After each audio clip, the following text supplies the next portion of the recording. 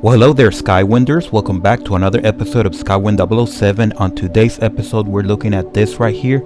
This building is about 170 years old. So it's in my area. Took me a lot of effort to find it. As a matter of fact, I could never find it. I used my nephew's help, who's really good with navigation, and he found it. So this is what we have right here. At the end of the video, I'm going to tell you how to get there if you live in this area, Missouri City, or in Houston, Texas. You can still get there.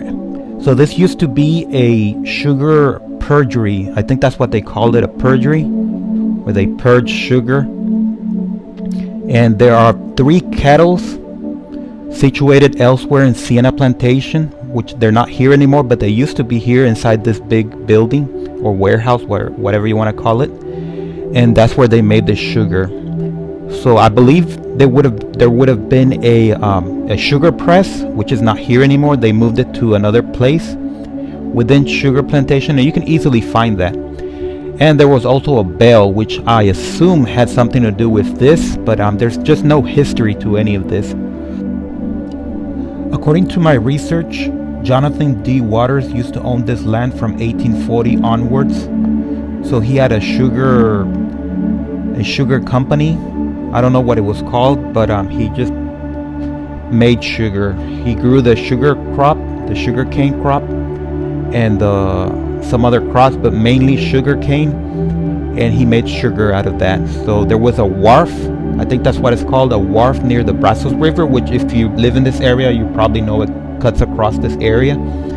And they had ships that could dock into that wharf, and they would pick up, I assume that they would pick up the sugar.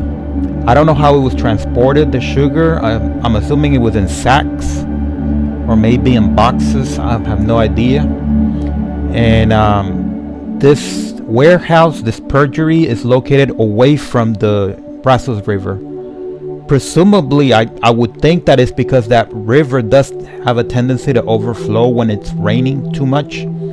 So they wouldn't have put this too near the river, because they didn't want it to flood constantly. So again, this is a pre-Civil War building that has survived over the years, and it's believed to be the only one left in the United States. So if you want to go look at it, here's the information, and go there before they tear it down, because they're developing this area, and the land is worth a lot. So I don't know if they're going to want to keep this forever. So it's a historical marker, and come by. Thank you for watching. Subscribe and thumbs up.